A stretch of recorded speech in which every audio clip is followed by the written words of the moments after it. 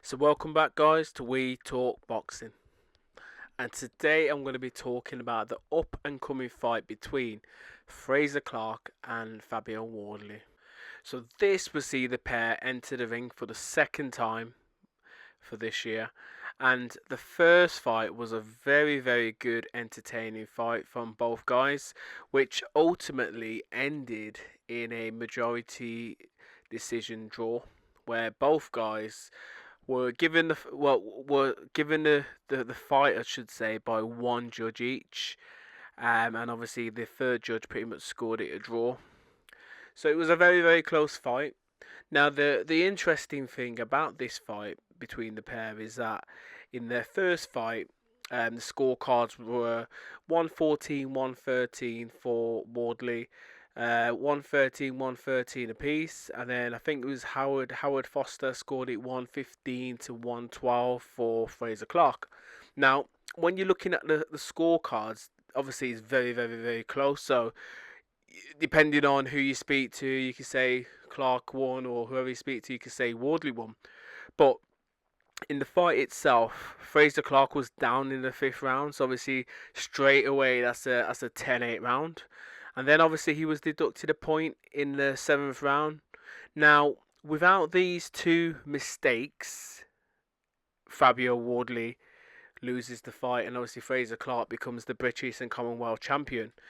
Um, so yeah, depending on, as I said, who you speak to, and if you were watching the fight, you got to kind of go with your gut and say, if Frazer Clarke irons out these few issues in camp, obviously works on a few things with his trainer, then potentially you could be like, yeah, well, in the rematch, most people will probably favour Frazer Clarke. So yeah, it's going to be an interesting fight between the pair. But from my point of view, what Fabio Wardley has is got a lot of obviously heart and courage.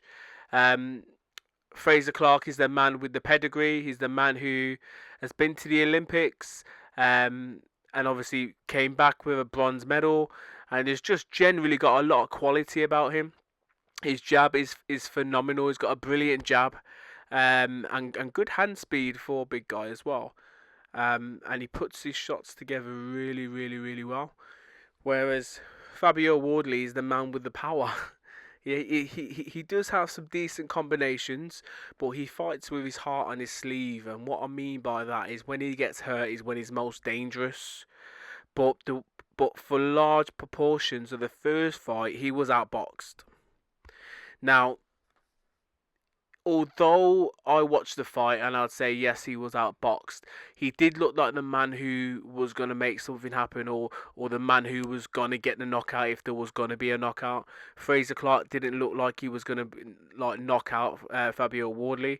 Yes, he does have the power. He's a heavyweight, and he does have good power in his punches, but in that fight, it just didn't look like he was actually going to cause any damage to Fabio Wardley, whereas Fabio Wardley, every time he was letting his hands go, he was hurting Frazer Clarke, and ultimately that's what fatigued and hurt Frazer Clarke, and made the fight difficult for him.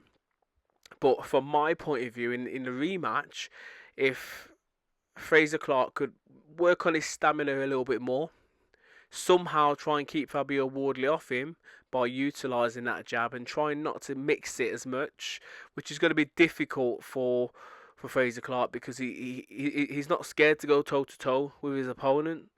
So if he could iron out these two things and hopefully keep his head and not get deducted for a low blow, then most people will probably go with a Frazer Clarke victory. But I'm gonna stick to my guns, and I'm gonna say that from my perspective, Fabio Wardley wins this. And the reason why I'm gonna say Fabio Wardley wins this is because I don't feel as if it's gonna go to points. The first time round, obviously, both guys did very well to obviously make it to the end of the round, and both guys were tired. And obviously, Fabio Wardley was heavily blooded from his nose, and generally just looked flat out on his feet. But so did Clarke. But from my point of view, I feel as if Wardley's just going to go out from round one, try and do similar to what Daniel Dubois did recently to Anthony Joshua, and probably stick it on Frazer Clarke and make it uncomfortable for him and try and hurt him nice and early to try and get him out the ring rather than going the distance. So yeah, my perspective, or my thoughts I should say, are going to go with Fabio Wardley to win this by knockout. Now, as I always say in my videos, anything could pretty much happen. Anyone could get knocked out, especially in the heavyweight game. But I just feel as if Fabio Wardley's got a little bit more to give, and from his background of being a ultimate, was it white collar fighter or whatever, to now, you know what I mean, holding the British and Commonwealth and WBO European heavyweight titles, he's done very well, and I feel as if there's more to come from him.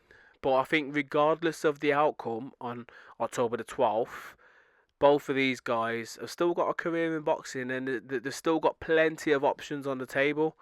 Now, when you're looking at the rankings, obviously currently the only one that's ranked out the pair is Fabio Wardley. He's ranked quite highly in most of the governing bodies, um, but for him, Fabio Wardley, his best ranking is in the WBO and the WBC, where he's ranked number 8, and the WBA, where he's number 9, and IBF, where he's number 12. He's not currently ranked in the Ring Magazine ratings, but that will probably change. Not if he wins this fight, I reckon that will change. He probably will get a ranking there, but he will certainly move up in all the other governing bodies. And what this will potentially do, if he does manage to defeat Frazer Clarke by knockout, or just generally win the fight, then there could be an opportunity there for a Daniel Dubois fight, because Daniel Dubois at some point will have to defend his title as a mandatory, and he could pick someone in that top 15, and that could be Fabio Wardley. Whereas Frazer Clarke, on the other hand, is not currently ranked in any of the top 15. But again, if he does beat Fabio Wardley, he will be ranked, especially in the IBF and other like governing bodies, the WBO, I think, as well. So yeah, he will get a ranking. So yeah, it's going to be a very intriguing fight. But from what we've seen recently with AJ and Dubois, I think this fight, you know what I mean, could be similar. There's going to be a lot of entertainment in this fight. So yeah, stay tuned, watch it. You guys can let me know your thoughts in the comments below. Who are you going to favour in this fight, and by what method? KO, points, or TKO? As always, please subscribe and comment. Bless.